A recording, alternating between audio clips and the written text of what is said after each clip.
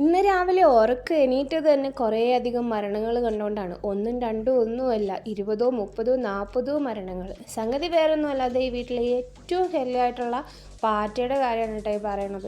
ആദ്യമൊക്കെ ഒന്നും രണ്ടുമായിട്ടൊക്കെ കണ്ടു തുടങ്ങി, പിന്നെ എവിടെ തിരിഞ്ഞാലും പാറ്റ എന്നുള്ള അവസ്ഥയിലേക്ക് കാര്യങ്ങളെത്തി. ഹിറ്റ് പോലുള്ള എന്തോ മരുന്നൊക്കെ അടിച്ച് നോക്കിയെങ്കിലും അത്ര എഫക്റ്റീവ് ആയിരുന്നില്ല. അതൊക്കെ ആ സമയത്തൊന്ന് ബോധം കെട്ട് കിടക്കും എന്നല്ലാണ്ട് പിന്നീട് നോക്കി ഇളിച്ചിട്ട് എണീറ്റ് പോകാമായിരുന്നു പതിവ്.